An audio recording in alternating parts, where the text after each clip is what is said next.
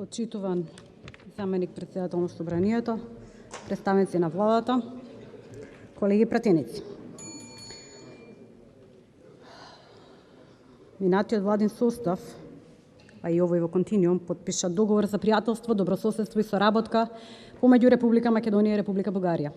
Истиот беше ратификуван во ово собрание на 15 јануари 2018 година, додека во Бугарското собрание на 18 јануари 2018 година. Една од речениците која што е склопка на договорот е следнава: длабоко убедени во потребата од развој на соработка врз основа на меѓусебно почитување. Ќе ве молам да си го почитуваме деловникот, колку пратенички прашања ќе поставите и на кого ќе бидат? 3 пратенички прашања. Добро. На господинот Ковачевски, премиер на владата. Повеле.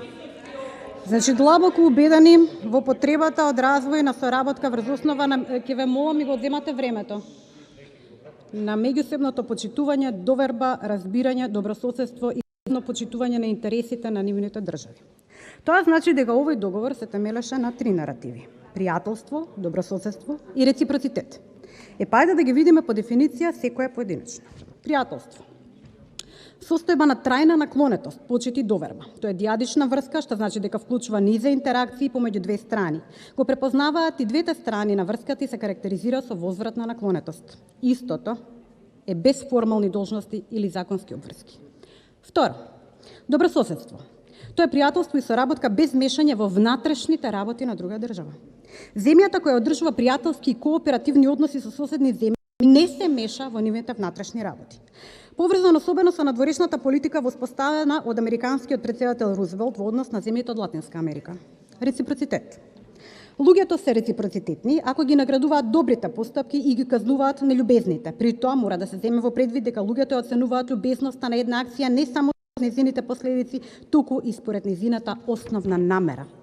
Стандардната употреба на терминот правда ја покажува неговата тесна општа поврзаност со концептот на реципроцитет. Правдата ја вклучува идејата за правичност, а тоа за возврат вклучува сличен третман на слични случаи, давање на луѓето она што го заслужуваат и распределување на сите други придобивки и товари на правичен начин. Тие работи понатаму вклучуваат постапување на принципиелен, непристрасен начин што забранува играње на фаворити или создавање на жртви. Сите тие нешта се секако во релација на елементите на реципроцитет, например соодветност, пропорционалност. Подпишавте договор за добрососедство, а добивте брутално плукање во лице и на народот и на државата за со вето и сега веќе доза фашизам. Па не знам дали, господине Ковачевски, сте виделе што е она кое што оди по медиумите од нашиот сосед. Ќе прочитам само неколку од насловите од она што се појавува на медиумите од представници на владата на нашиот сосед, бидејќи ако ги прочитам сите наслови на медиуми ќе ми помине и самото време. 3.8.2018 година, Џамбаски, македонизмот е политичка теза и тој е измислен. Каракачанов, ќе испратам полк за да ги урне спомениците во Скопје, членка на НАТО се саканува на друга членка на НАТО на 20.10.2020 година. Каракачанов, македонскиот јазик е балканско есперанто. Воин Божинов, македонизмот е ментално отстапување и така натаму. И додека трпиме вакви навреди, од наша страна нема никаков одговор. И сега, каде гледаме соодветно и пропорционално реагирање на изјавите од нашиот совет? Дали имате било каква реакција, дали планирате да имате било каква реакција и дали вашиот молк значи дека ги прифаќате овие наводи на политичарите од соседството? Би било катастрофално да одговорите со да. Второ, културен центар во Битола. И така, господине, дојдоа Петков, Каракачанов, Захариева и Јотова, отсликувајќи политичко единство во негаторскиот став кон Македонија и се што е македонско, а нашата влада остана демек шокирана од настанов. За кој? Под 1.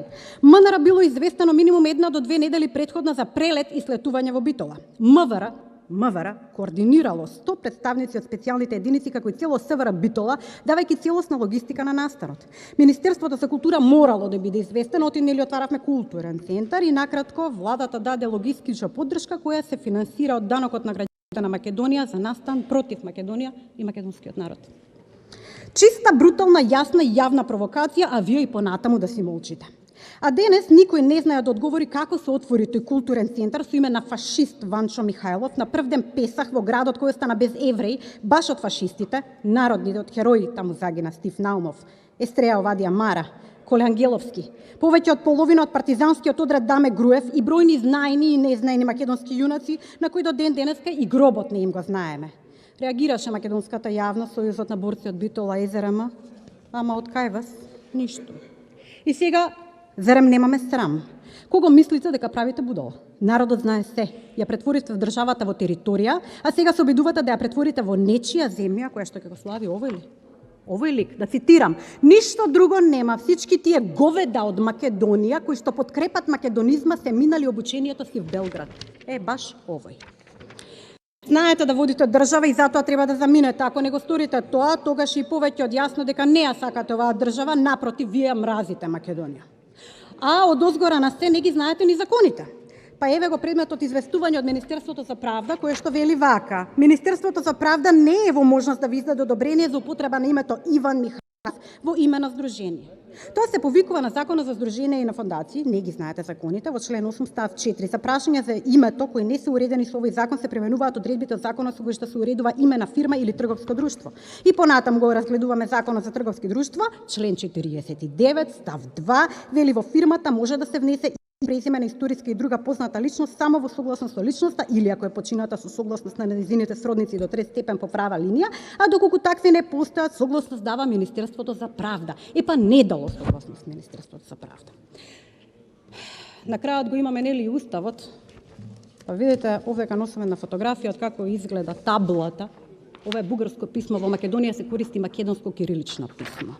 Господине Ковачевски, дали ви е јасно дека во ваше време се отвара културен центар на фашист во антифашистичка Македонија и тоа на бугарски јазик? И сега вие, баш вие, како претседател на владата, не опозицијата, вие што ќе направите со културниот центар? Барам концизно да одговорите пред да се отвори здравствен дом со името Александар Ќурчиев, начелник на бугарскиот учесток во Битола, кој го уби Стив Наумов во паркот. Се надевам дека сте свесни дека поради вашите вакви политики, внуците на борците на НОП, оние кои што ја бранеа Македонија, ја напуштаат вашата партија и види, се наоѓаат сега во ВМРО ДПМН. Трето, господине Ковачевски, подобивте едно писмо како пратеничко прашање од група на пратеници. Тука пишува, како пратеници избрани од граѓаните, бараме од вас до собранието да ги доставите нацрт документите кои во моментов се предмет на преговори со Бугарија и да прифатите ваше лично учество на седницата на Комисија за надворешна политика, на дебата за овие нацрт документи во контекст на подпишаниот договор за добрососедство. Вие одговоривте на 21.4.2022 година.